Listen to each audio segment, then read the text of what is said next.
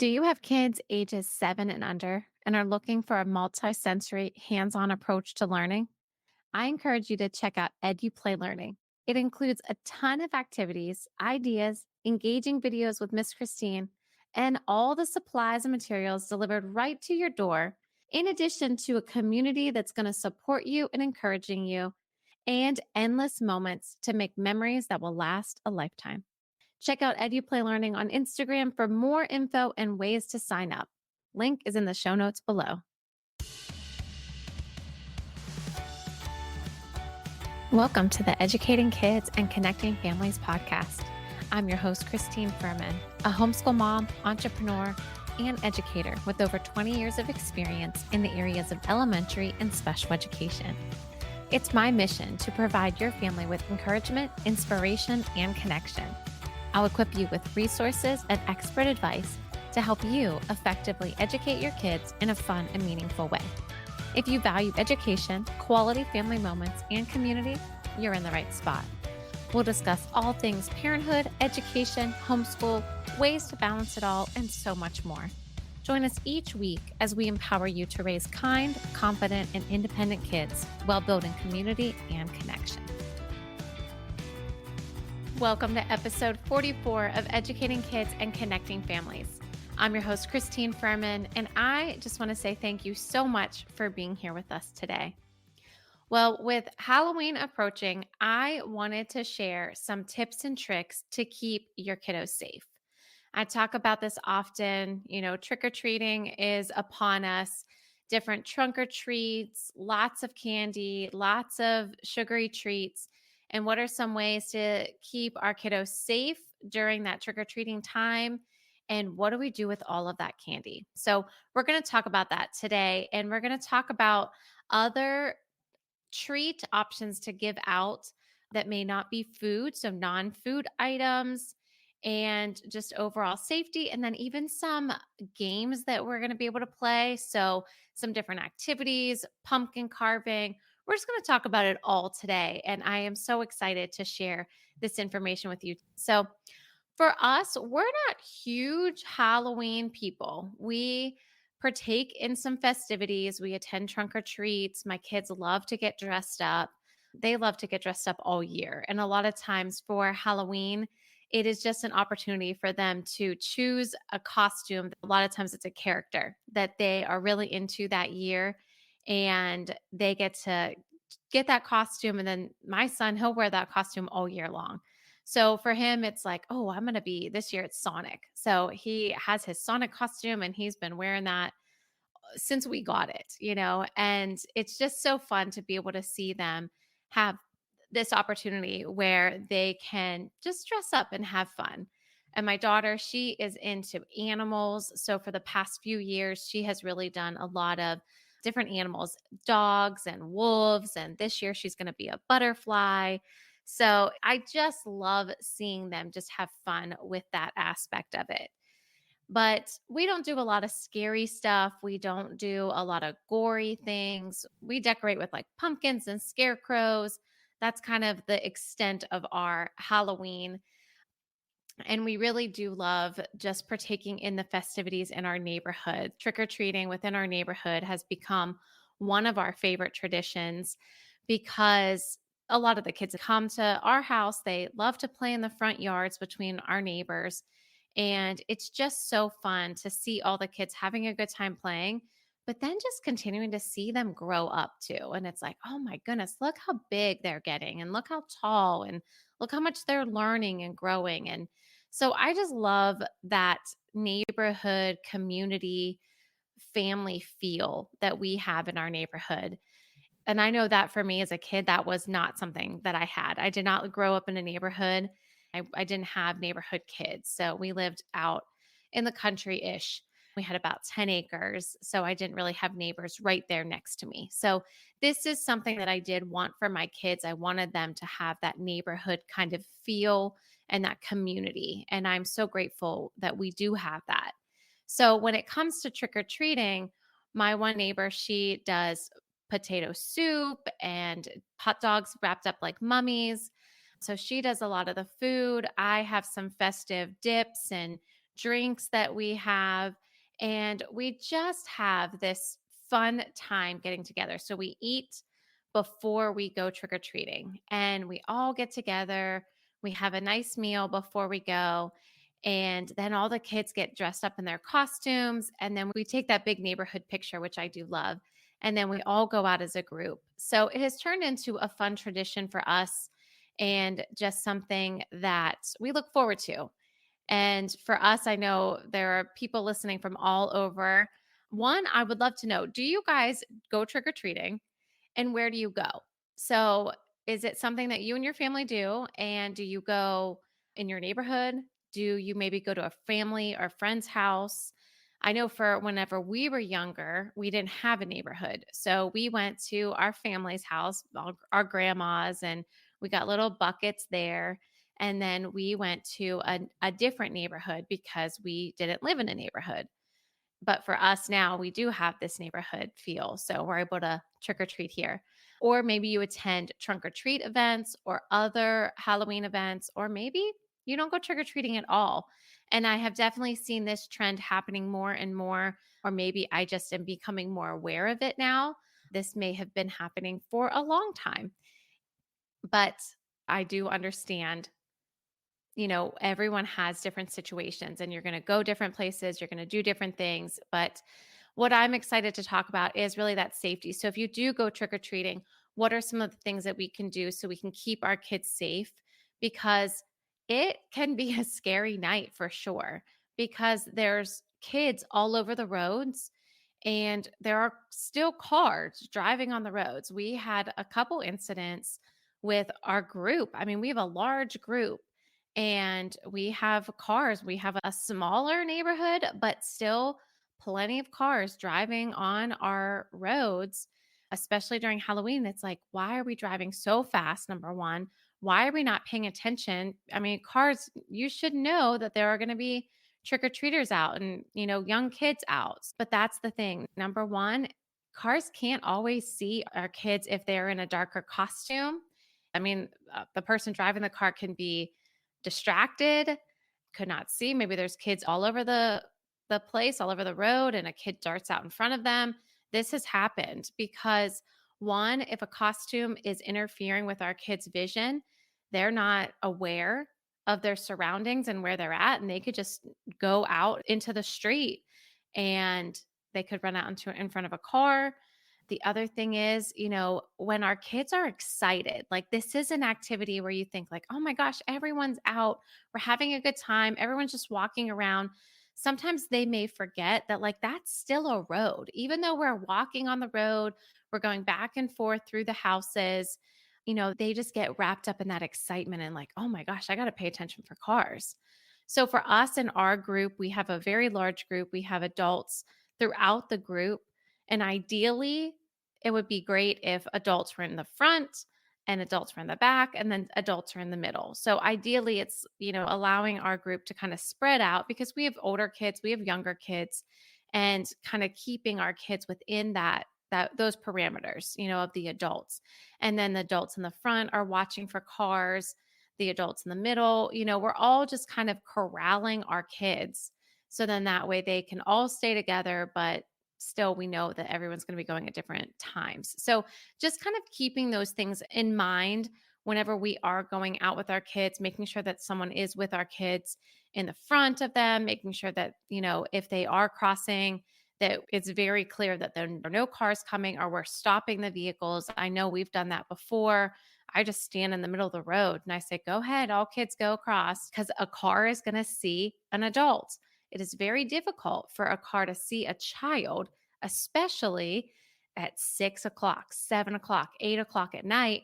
And now you throw a costume on, like it is very difficult to be able to see our children. So we need to make sure that we're being aware of that and adding reflective tape to our kids' costumes as needed, glow sticks, flashlights, because it's all fun and exciting when you get started.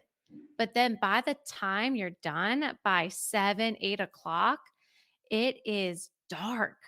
We're getting into this late October.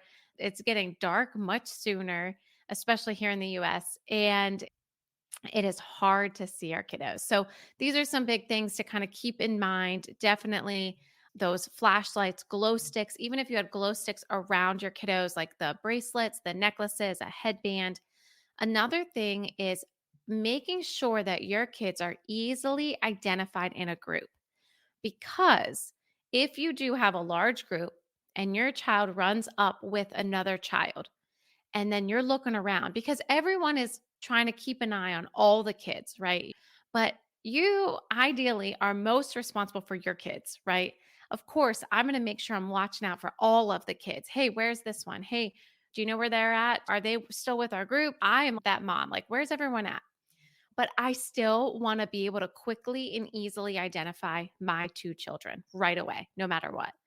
So just making sure you're always keeping an eye on your kids, easily identified, whether that's their costume looks different or if it's a popular character that year. How does your child's costume look different than everyone else's? And making sure that you're aware of that and you can easily spot them in an instant.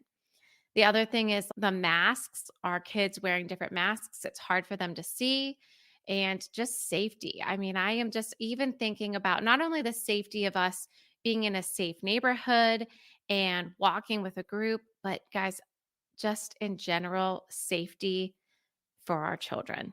So that I believe is a whole another topic that we can really get into, but just making sure if you do go trick or treating, knowing exactly where your children are, making sure that they are close to you, making sure that we are going up to a house together, never going into a house, never going into a car. So these are some things too that before we go trick or treating, talking to our kids about these things, these very, very important safety rules. Of course, not running out in front of a car, staying together as a group, but the big things like don't go into someone's house, never approach a car, never go anywhere with someone that you don't know. And I talk about this too with my kids. It's like if you get a funny feeling in your stomach, it is probably not the right thing to do. So, guys, this is a very serious conversation and topic that we definitely will dive into in a future episode because our kids' safety is truly a priority for me. But just keeping those kind of things in mind and just making sure that we're aware of the adults that we're around, making sure that if there are no additional people that kind of come into your group, they're like, hey, who are these people? Just kind of being on guard for sure. I mean, it's an easy night for things to happen. So just being on guard for sure. A few other things, definitely making sure that you're avoiding tripping hazards with your kid's costume and making sure that it's not too long or there's nothing that they're going to trip over because, or like I said, it's light enough for them to be able to see. They like to run around and you never know what you're going to encounter when you go to someone else's house or, driveway or walking to that. You might trip on a route, you might trip on cords, so trying to keep those tripping hazards not only for their costumes in mind, but also as we're walking and ensuring that there's no tripping hazards as we're walking. And one other thing was labeling your kid's costume with their name and your number on it in case something does happen, in case they do get lost. And this is a good rule of thumb, just ensuring that they do know your number too. So not only is it labeling the costume in case something were to happen and someone was able to call you, but also having our kids know your number and also how to dial 911. Again, this is just the basic safety for our children. So let's talk about going trick or treating, making sure that we're discussing the rules and the expectations ahead of time, that we're staying with our group, that we are walking on this side of the street, making sure that you're telling them, we're not going to zigzag back and forth. We're going to either walk up and then walk back, just kind of coming up with a good plan. What plan works best for you and your family and in your neighborhood? And if it doesn't align with other people that are in the group, maybe you adjust, and you talk about it within the group, or maybe you hang back and you and your family do your own trick or treating. So you just have to find what works best for your family for sure. But just making sure our kids know these rules, know the expectations. We're not eating candy along the way. We're not going to, stop and go into someone's house, just like we were talking about those safety rules. Making sure that they stay in well lit areas. We're not going in any back alleys. We're not going to be cutting across yards or, whatever that looks like for you and your trick or treating experience. Staying together. And like we said, pedestrian injuries are most common on Halloween, especially for children, because they are smaller, cars can't see them, it starts to get dark, it's hard to see. And then staying on a sidewalk. And if there is no sidewalk, making sure that you're on the edge of the road facing traffic. So you are looking into traffic and being able to keep an eye on the cars that are coming towards you. And then just making sure that you are also being aware of the vehicles that are around because, again, they could be distracted. It is very easy for a car to be distracted and kind of go off the road. So, just constantly being aware of all surroundings and making sure our kids are aware of all surroundings as well. So, let's talk about our treats. What are some of those things that you pass out? So I would love to know all of these questions that I'm asking you. Jump into that Facebook group, Educating Kids, Connecting Families, and let us know what are some of these treats or non food items that you pass out. So I'm going to give you a list of them here. So maybe it'll give you some ideas for this Halloween because I have heard, I have not done any shopping, but I've heard bags of candy are pretty pricey this year. And for us in our family, we limit a lot of sweets and treats. We stay away from a lot of artificial food coloring. We stay away from a lot of gummy kind of treats. Sometimes I allow fruit snacks, but I like more clean fruit snacks and making sure that we floss and brush because those cause cavities. I would rather them go for chocolate, but also all of our candy is just full of so much junk, a lot of our food. And this is something that I have really started to dive into a lot over the past few years. And it's all about balance for us. I mean, I don't totally eliminate it, but I do like to monitor it and limit it as much as possible. So for us, I would rather them get things that are non treats, but obviously, I know that if kids come up to a table full of pencils and notepads, they're not as excited because they're expecting candy. So, here are a few alternatives to those candy treats, and maybe some of them will work. And I know for us that we've done a combination. I put out some chocolate candy, and then I put out some other non food items. And the other thing is too, this is really great. And we're going to get into the different colored pumpkins. If you've ever seen the teal, blue, or purple pumpkins, we're going to get into those. And having non-food treats are also a good idea for those different colored pumpkins as well. So anyway, let's dive in. So bubbles, yo-yos, glow sticks, bouncy balls, those little squishies that are like they could be all different shapes and they're just kind of like squish balls like stress reliever kind of things, but they're a little bit squishier. Beads and necklaces. This one actually was a really big hit in our neighborhood. Someone had beads and strings, and the kids would make their own necklaces. So that was a big hit. They did it while the kids were there. And then one year they just gave them the item so the kids can make it at home. Another one that I remember in our neighborhood that was much smaller were books and a bunch of different Halloween themed or pumpkin themed books. And I love that, especially when my kids were younger, because we love reading. So it was a good addition because you get so many treats. And what are some of these other items that kind of stick out? Notepads, coloring books, pencils, Play Doh could be one. Again, if you have a smaller neighborhood, maybe some stuffed animals, stamps, different sidewalk chalk, maybe. So these are just some of those non food items that are good if kids have allergies and, just trying to get a variation here. So I would love to know what are some of the things that you pass out for Halloween? Is it candy? Is it chocolate? Is it a non food item? Is it a combination? Some of the other things, I like to give out bags of chips.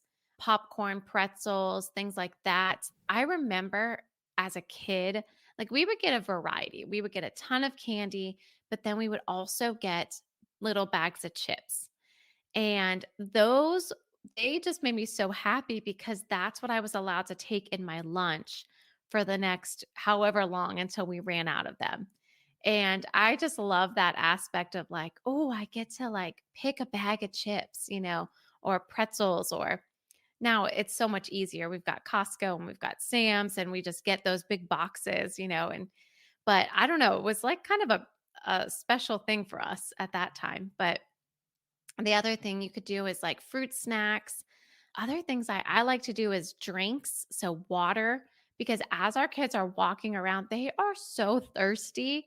And most of the time, we forget to bring a water with us. So I just get little bottles of water, little 8-ounce bottles of water, and I leave those out with some chips or popcorn or something and water. I know I could be the boring house. I get that.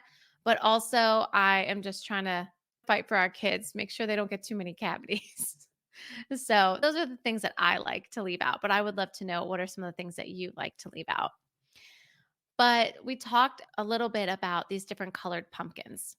And if you've ever seen a teal pumpkin, that indicates that the child may have a food allergy. And we don't know what kind of food allergy. It could be peanuts, and a lot of the chocolates have peanuts, or they were processed in a factory that had peanuts. So it could be a nut allergy. It could be a dye allergy. It could be the dairy, all of these different allergies, gluten, things like that. So a teal pumpkin, that would indicate that you would want to give them a non-food item. So things like bubbles. So some of those things that we were just talking about, or even water or a drink. Or you can ask them, well, what are your allergies? And maybe you have something, an alternative that you can give them. So obviously they would know, if they have a severe food allergy and they wouldn't get it. But it's just something that we can kind of be aware of and be paying attention to as our kiddos are trick or treating. So if you see a blue pumpkin, that could indicate that the child is on the autism spectrum or neurodivergent, meaning they may not be verbal. They may not be able to say trick or treat or thank you. They may or may not be able to wear a costume. It may be materials are too itchy and they're very sensitive to things, but they still want to go and enjoy the experience. So that would be an indication of that. And, you could talk to them, or if they're nonverbal, just still giving them a treat and allowing them to experience trick or treating. And then the other pumpkin would be purple. And this would indicate a child with epilepsy, meaning a lot of those holiday decorations with flashing lights, strobe lights, they could cause seizures. So just being mindful of those types of things as our kids are trick or treating. And of course, I'm sure the parents are mindful of these things as well, and they're going to be keeping an eye out as well. But it's also good for us to know these things too. So I like to know about the different types of pumpkins. And if there are additional pumpkins, I would just love to know about them as well. So feel free to let me know more in the Facebook group so I can continue to learn and be able to accommodate our kiddos. Well, let's talk about some healthy Halloween treats. So, healthy Halloween food items, maybe. So there's a few things that we do in EduPlay Learning, and we do one is a banana ghost, and it's so easy. It's one that we do every year, but you're going to take a banana and peel it, and you're going to cut it so you have a flat part on there, and you're going to set that down on a plate. And then that way the pointy part is up. So now it kind of looks like a ghost. And then you're going to take chocolate chips and you're going to put them for eyes, and you can even make a mouth for them. And you just have a cute little Halloween treat for your kiddos that's pretty healthy with bananas, and just allowing them to have fun with that. Another one that we love to do are clementine pumpkins. So you peel the clementine and then you get a little tiny stalk of celery and you put it in the top, and now you have a little pumpkin. So These are some fun things that we like to do. I talked about the hot dog mummies. So you can take the hot dog and you can wrap them up and make it look like a mummy with crescent rolls. And then you could bake those. So those are fun for the kids. They like to eat those. Those are good, nice, easy food to make ahead of time or before trick or treating, because then the kids are going to eat them quickly and they're eating some good, solid food before you go out trick or treating. Because imagine not eating something good and healthy before you go out. Now they're walking around, they're hot or cold. I don't know, it depends on where you're at. I know in Pittsburgh, we were always cold. It was snowing sometimes during Halloween, but here in Georgia, we're pretty hot. They're thirsty, then they're hungry, and it's like, oh, maybe I could just have a treat. So it's trying to eliminate that snacking and treats as you're trick or treating. You're going to be feeding them some good food before you go. Another thing would be an applesauce wrapped up with white streamers, and it could look like a little mummy. And then there's so many fun drinks that you could make that, you could change different colors or just add some sparkling water into it, just some fun stuff for the kiddos. But making sure that they're eating something healthy before you go out. And let me tell you, Halloween is one of the busiest nights for pizza places because imagine kids are at school, they come home, you need something quick before you can go out trick or treating, and pizza is one of those things. So that is something to keep in mind too. If you are going to order pizza, you might want to make sure you have enough time for it because they are pretty busy that night. All right, so let's talk about our kids' candy and what do we do with it all? Well, one, I always make sure that we check it. We check all of our candy before we eat anything. You want to make sure you throw anything away that looks like it's been messed with, opened, anything like that. Like I always tell my kids, like you have so much stuff, even if it's questionable, just toss it. It's just not worth it. And you never know if it was opened, if it was on the ground, if someone's hand touched it. Like I think about all of those things. So just trying to keep my kiddos healthy and safe in that regard as well. And then when you do get all this candy, what do we do with it all? This is always the question every year like, oh my goodness, we enjoyed this night out trick or treating. Now, what do we do with all of this candy? So, for us in our house, there's a few things that we do. One, I do a candy sort with my kids. And this is one of those EduPlay activities that you're going to take real life items that you have here. You went trick or treating. Now we have all of this candy. And what do we do with it? Well, one, we can count it out. We can sort it by different brands of candy. We can graph it. So we're counting, we're lining it up, we're seeing which one has more, which one has less, how many have the same amount. You can practice adding. We can add Kit Kats and Reese's, or you can just give them word problems too. Hey, mom loves Kit Kats and dad loves Reese's. How many do we have all together? And we can add them. Or we can say, okay, you ate 5 Starburst and there are 10 left. How many were there all together? Or whatever the math problems are, right? We started with 10 and you ate 5, and how many are left? But you could do adding, subtracting. You could even do multiplication and division where you can line them up into arrays. And you could say, okay, if I have 6 going this way, 7 going this way, how many do I have all together? You can even do division where we're taking 9 of them and we're going to divide them between 3 people. How many does each person get? So, really taking our items that we have here and turning them into the math activities for the next few days. So, that is definitely one thing that I love to do because it allows the kids to use what they have received and be able to turn it into a learning activity, a teaching moment. So we do that. The other thing I do then after that, after we do our math activities, is I say, okay, you can pick 10 items. That's all you get, 10 items. And I know some people are like, oh my gosh, that's all you let your kids have. Let me tell you, they pick 10 items and I let them eat a few things here and there, but the 10 items are like the things that they're keeping, right? Every year, when the next Halloween comes around, I throw away the rest of their 10 items because we put them away.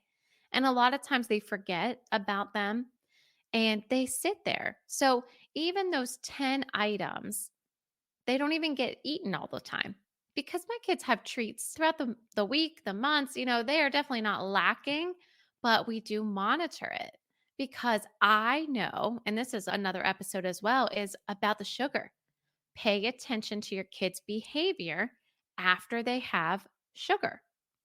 It is drastic. I know it for myself. I can see it in my kids. I know whenever they have things that they shouldn't. I know whenever they have food dye, how it affects them. So we'll talk about that in a whole nother episode. But I let them choose 10 things. Another thing that you can do is maybe in your home, you switch it. You say, okay, we're going to take all of this candy and we're going to switch it for a healthier treat. Or they can go and pick a toy out or some kind of item or money. I've seen all kinds of different things. So again, I would love to know some of the things that you do in your home because it may help and inspire someone else. Another thing you could do is donate it. So there are different options in different areas. So be sure to check in your area. What are some of the donation options? I know a lot of times there are organizations that have it for military, assisted living. I've seen dentists accept candy so then that way they can switch it because they don't want to see too many cavities. So just check your area for different options to donate it. And that may be an option for your family. Another tip that I saw was making sure to ration the treats, just like I was saying earlier, how I let my kids have 10. We put them up. They don't have full access to their candy and they have to ask for permission for it. So that is something that's rationed in our home. So then that way they're just not eating a bunch of sweets and treats. We make sure that they have a balanced meal and then they may have a treat after that. Another tip that I saw was store it in your kitchen and don't allow your kids to store it in their bedrooms. Again, just promoting healthy eating habits, making sure that they're not overeating a lot of sugar and treats, causing stomach aches or, behavior issues for sure. All right. So, a few more things I want to share with you, a few activities that you can do with pumpkins and you can do carving, you can do painting. A few crafts that I have is a pumpkin patch where your kiddos use paint or a stamp pad and they put their fingerprints or their thumbprints and they make their own little pumpkins and a pumpkin patch and just have fun with that. So, there are different activities and ideas that I share in the Educating Kids Connecting Families group. I'm going to share a pumpkin bowling with you, which I shared on a previous episode, where you take toilet paper rolls and they write a little ghost face on them with a black marker. And then you can use a plastic or foam pumpkin and they can knock out the ghost with their pumpkin. But there are so many different crafts and activities that I share within the EduPlay Learning activity kits, as well as on the EduPlay Learning YouTube channel. So I have Halloween stories, pumpkin stories, spider stories. Be sure to check out the EduPlay Learning YouTube channel for more of those and in the Facebook group for some more ideas and activities. But I hope you guys enjoyed this. I hope that these were some helpful tips to keep you and your kiddos safe this Halloween season. Hope it gave you some ideas for different treats. And I hope it gave you some options for just keeping everyone safe and different things that you can do with your kiddos, different ideas and games to do with your kiddos. So, thank you guys so much for listening. If you've enjoyed today's episode, please be sure to subscribe. You can always leave a review. I appreciate that so, so much. And be sure to follow us on social media and share with a friend. Maybe there's another mom in your community that would really benefit from some of these tips and tricks. So please be sure to share it with them. And as always, feel free to join and communicate in the Educating Kids Connecting Families Facebook group. That link is in the show notes below. And let's keep this conversation going. I would love to know what treats that you're passing out. Where are you guys going? What are your kids going to be for Halloween? And all of the fun that you will have for this Halloween season. Well, let's stay connected and let's continue to build a supportive community for you and for moms around the world. And if you are thinking of homeschooling and you need curriculum ideas or would love guidance in your journey, please feel free to reach out to me directly. I would be happy to set you up for success and share more about EduPlay Learning activity kits and EduPlay Learning curriculum. Thank you for listening to the Educating Kids and Connecting Families podcast. I appreciate your support and cherish each and every listener. If you found value in this episode, download it, share with a friend, or leave a review. If you're interested in even more resources for you, activities for your kids, and connection, I encourage you to join our exclusive community, Educating Kids and Connecting Families with Christine Furman on Facebook. You can find the link and any other links mentioned in this episode in the show notes below. I'm looking forward to connecting with you and supporting your family.